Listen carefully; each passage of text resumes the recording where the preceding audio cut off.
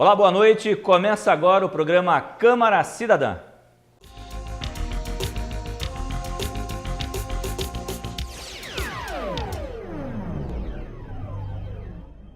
No programa de hoje, Câmara Cidadã, eu recebo para conversar e bater um papo comigo e passar informações para você que está aí do outro lado, você, nosso telespectador, o vereador Lucas Gotardo, do PSB. Ele vai falar sobre vários assuntos de interesse da coletividade, assuntos que ele já está tratando nesses primeiros 4 meses do seu mandato aqui na Câmara Municipal de Balneário Camboriú. Mas antes eu gostaria de ouvir o boa noite do vereador, agradecer pela presença aqui no nosso programa e aceitar o nosso convite. Boa noite, vereador, obrigado. Boa noite. Primeiramente gostaria de agradecer a oportunidade de me fazer presente, é um prazer estar aqui. E hoje a gente vai explanar um pouco do trabalho do nosso mandato, algumas coisas do governo e, como falei, é um prazer mesmo. Obrigado. Obrigado ao vereador jovem e que a gente já teve a oportunidade de conversar um pouco aqui nos bastidores antes de começar o programa.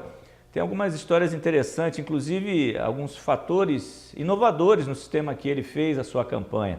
Mas o vereador, em 2012, já foi candidato, não obteve sucesso e voltou às urnas agora em 2016 e dessa vez obtendo sucesso. E mais que dobrou o número de votos da primeira eleição. Eu queria que o senhor falasse inicialmente um pouco desta aceitação e conta, porque eu fiquei curioso e acho que seria interessante para os nossos telespectadores saber como é que foi o seu trabalho, a sua campanha para conseguir falar um pouquinho da de 2012 e principalmente dessa, porque essa foi inovadora, 1.236 votos, né? Muito cafezinho, por sinal. Bastante, bastante. A primeira campanha, 2012, eu confesso que até foi um pouco na loucura, assim, né? Eu sempre gostei de política e quando eu resolvi ser candidato, falei, não, eu vou ir e tal. Falei, reuni os meus amigos, falei, vamos.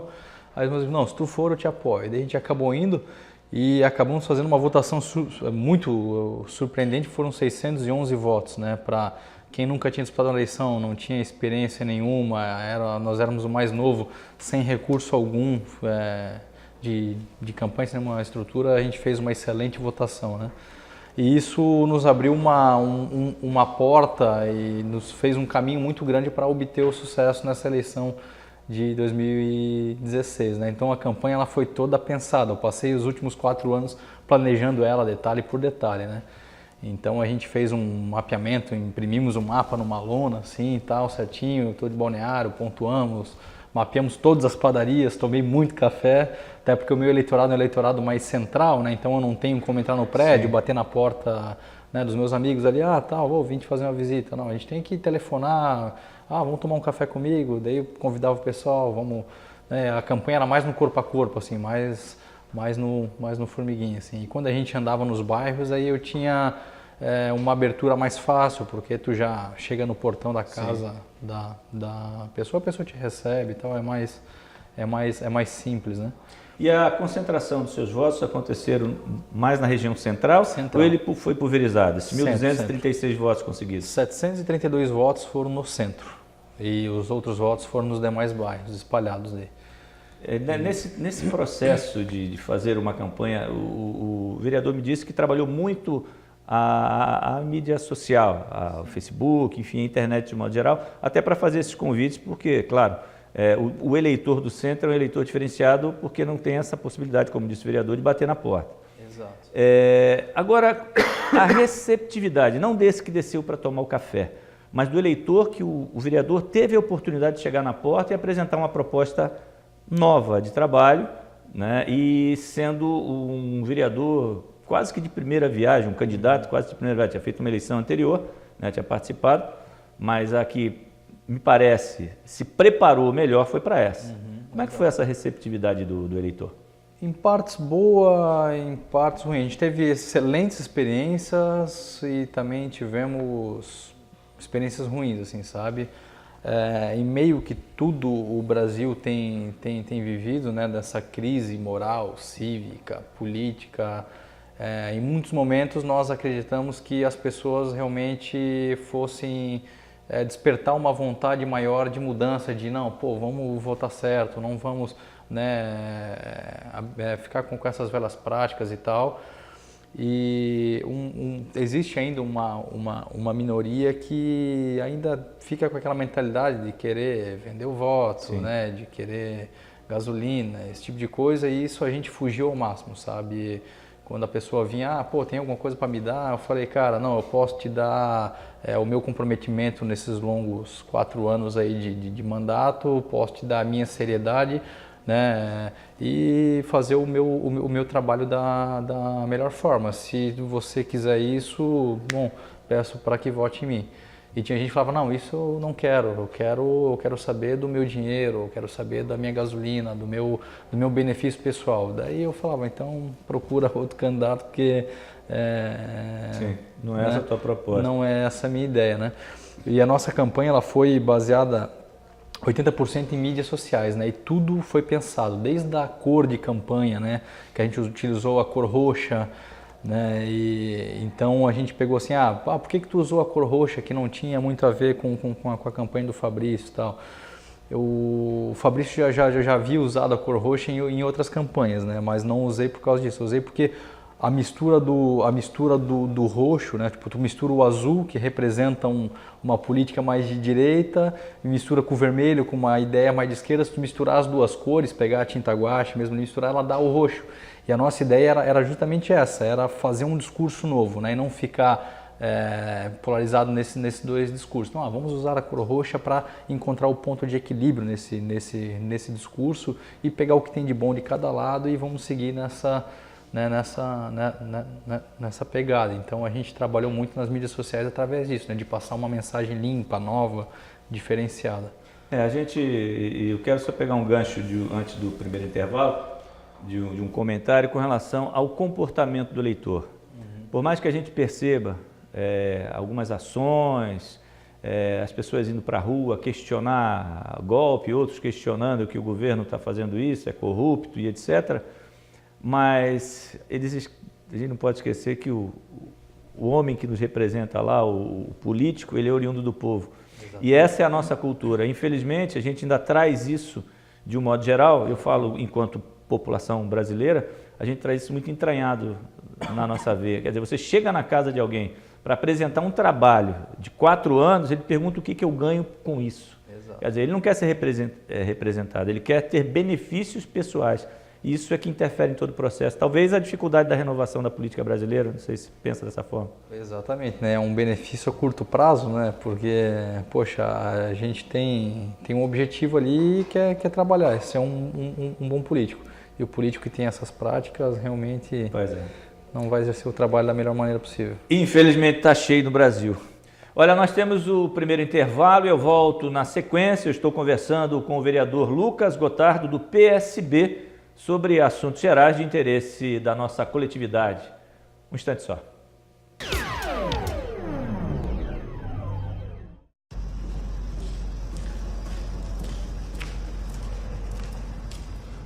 Então você usa drogas. Mas é só de vez em quando, você diz. Tudo bem, mas você usa drogas. E vive reclamando da violência. Porque acha que uma coisa não tem nada a ver com a outra. Se liga. 7 em cada 10 assassinatos que acontecem nesse país estão diretamente ligados ao tráfico de drogas. Roubo de carros, assalto a bancos, guerras de gangues, morte de inocentes. Tá tudo ligado. E tem tudo a ver com a droga que você compra. Mas o pior é que você sabe disso. Então fica combinado assim. Ou você para com as drogas, ou para de fingir que não tem nada a ver com isso. E aí? Qual vai ser a sua escolha?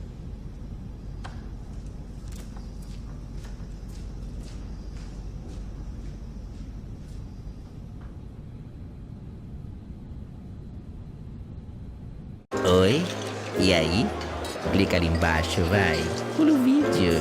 Não tem nada de interessante pra você ver. É isso aí. Não dê chance pro mosquito da dengue. Não deixe água parada em pneus, vasos, calhas e garrafas. Mantenha a caixa d'água sempre fechada e receba bem o agente de saúde. Juntos, vamos acabar com o Aedes aegypti, um mosquito que, além da dengue, também é o transmissor de outras doenças perigosas, como a chikungunya e a zika. Faça agora mesmo a sua parte. Uma campanha Governo de Santa Catarina. Para saber mais dicas, clique aqui e acesse nosso site.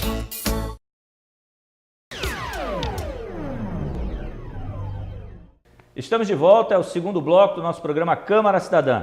Eu estou conversando com o vereador Lucas Gotardo, do PSB. Falamos no primeiro bloco sobre o trabalho dele na campanha, ele explicou um pouco a sua tática de campanha, o que ele programou para conseguir os votos e se eleger vereador. Nesse segundo bloco, eu gostaria de começar perguntando ao vereador, apesar de ser o seu primeiro mandato, mas já assume a presidência de duas importantes comissões aqui na casa.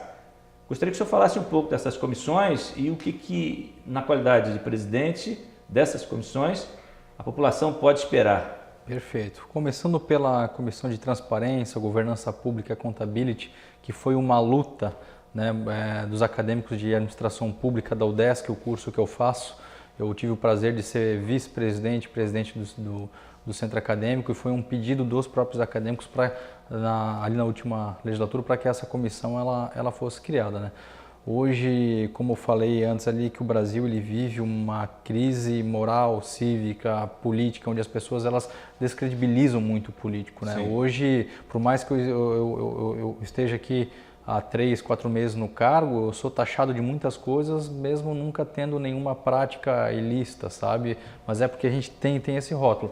Então a ideia dessa comissão é trabalhar com a transparência, a governança pública, né, e a accountability para resgatar essa confiança de volta nas pessoas, né?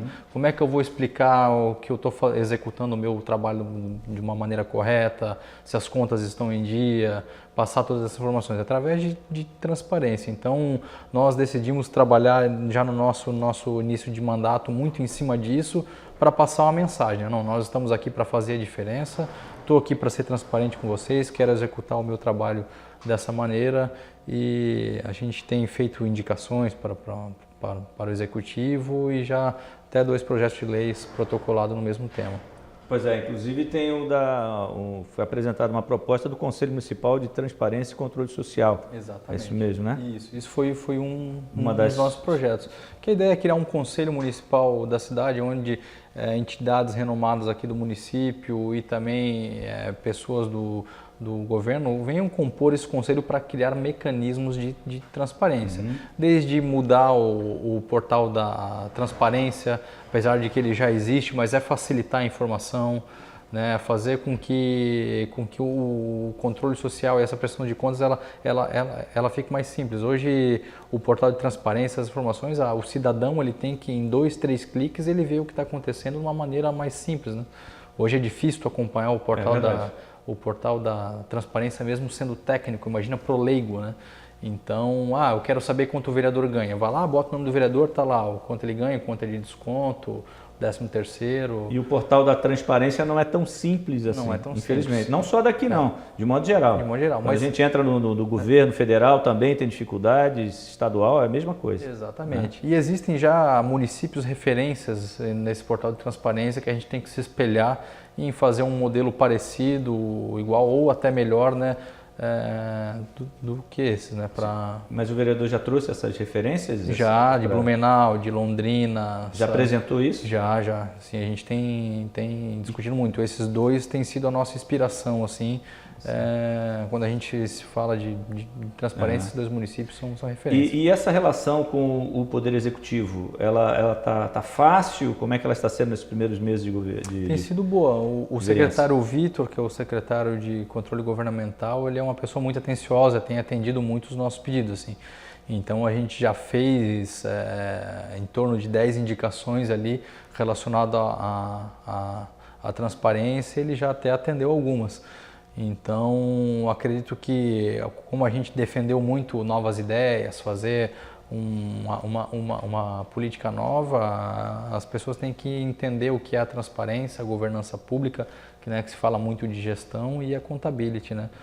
Pois é, e me diga uma coisa, e essa semana de combate à corrupção na cidade, como é que é a dinâmica desse projeto que o senhor apresentou? A ideia é fazer com que na 3ª semana de maio, né,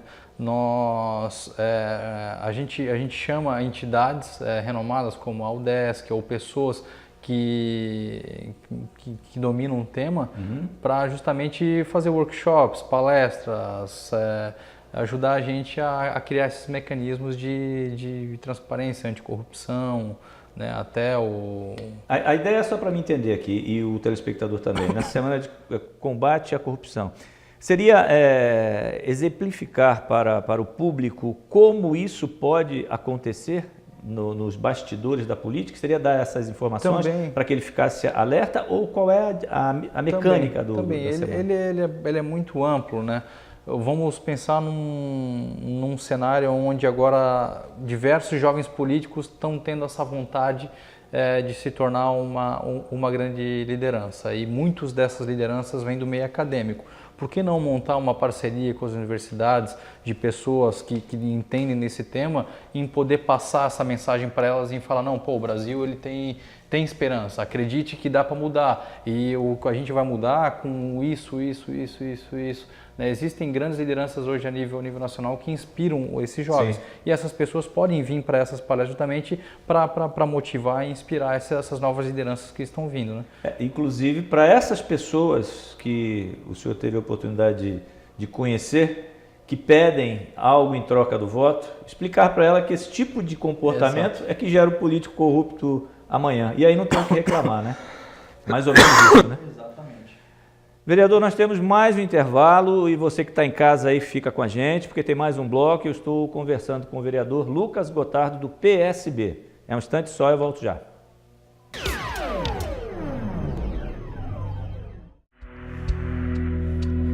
Quando eu pensei que havia chegado ao meu limite, encontrei um ânimo a mais. Quando eu já tinha esgotado todas as minhas energias, me deram uma força extra. Quando acreditava estar derrotado, ganhei um novo estímulo para conquistar a minha maior vitória. Viver é uma grande conquista. Ajude mais pessoas a serem vencedoras. Seja doador de órgãos. Avise a sua família. Ministério da Saúde. Governo Federal.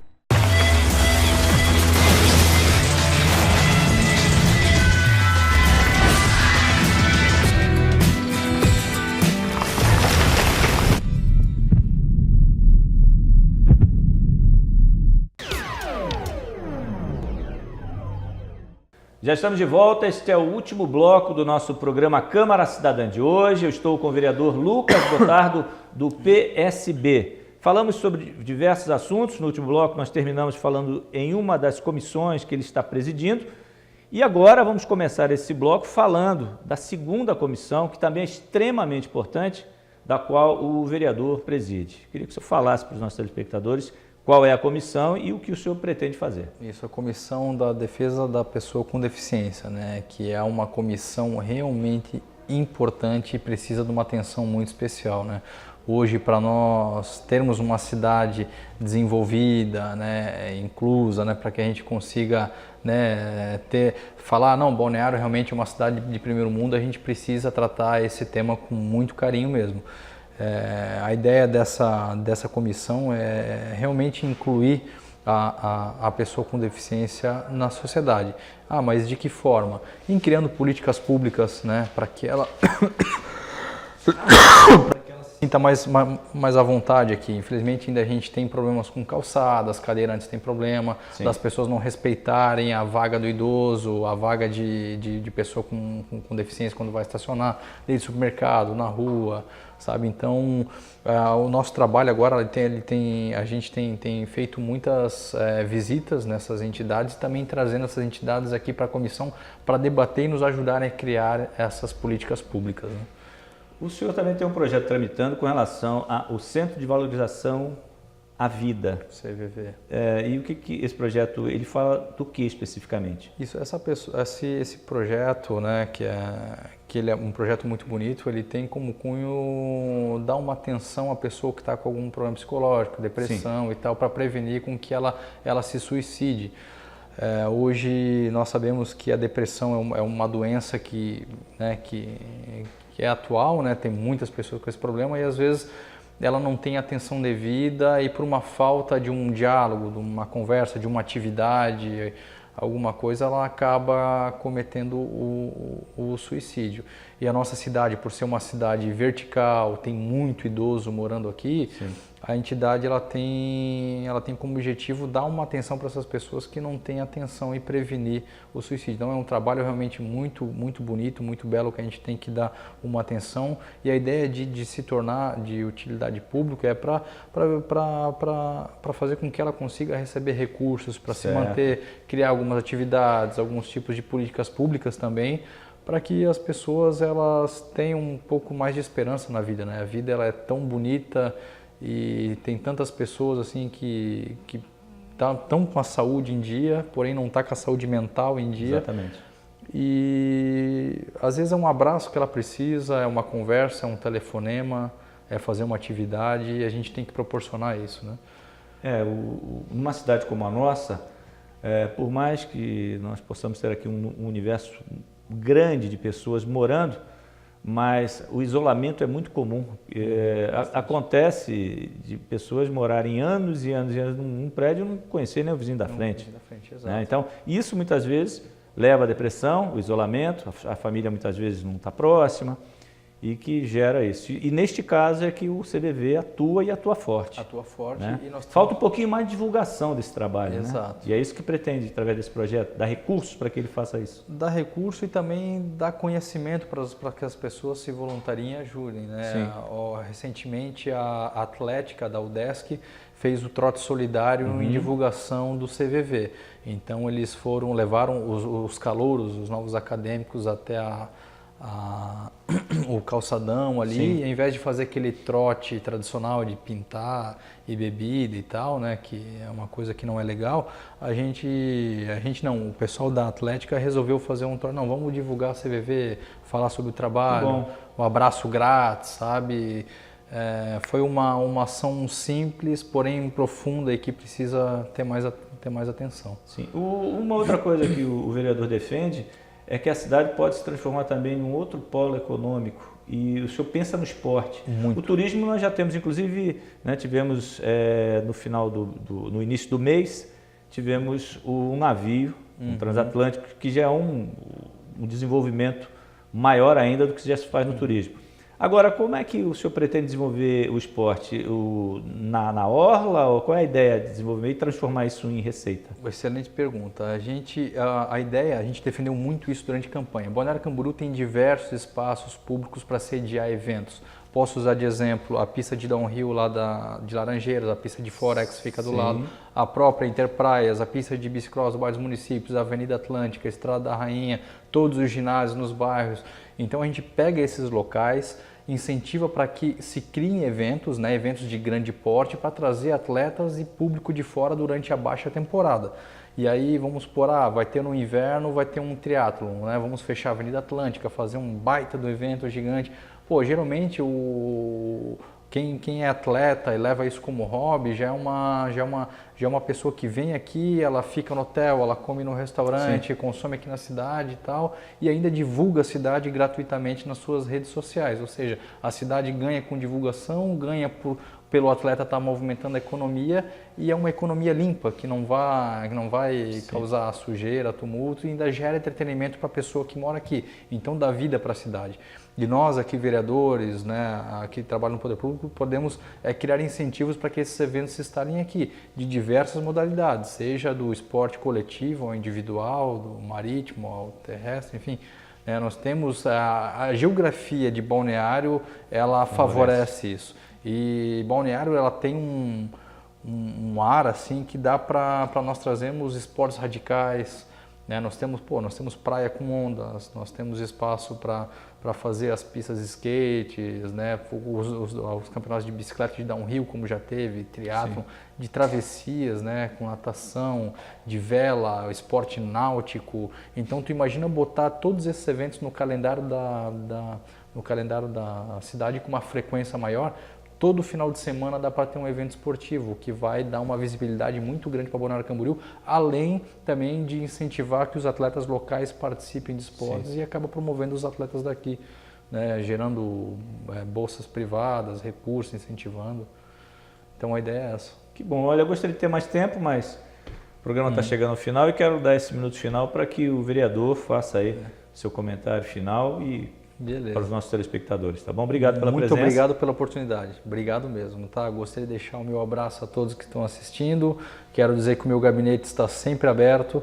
Gostaria muito de receber você que está assistindo aqui para a gente tomar um café, bater um papo, né? Eu sou um vereador que é um fácil diálogo e quero fazer a diferença, mas para mim fazer a diferença eu preciso de você. Obrigado. Qualquer coisa, liga que ele vai tomar um café na padaria mais próxima de você. Da sua casa. Obrigado mais uma vez. Tá? Olha, um abraço. Obrigadão. Obrigado a você que está em casa por acompanhar o nosso programa, nosso telespectador. Quero lhe fazer um convite para continuar acompanhando a programação da TV Câmara. Até a próxima oportunidade. Um grande abraço, uma boa noite.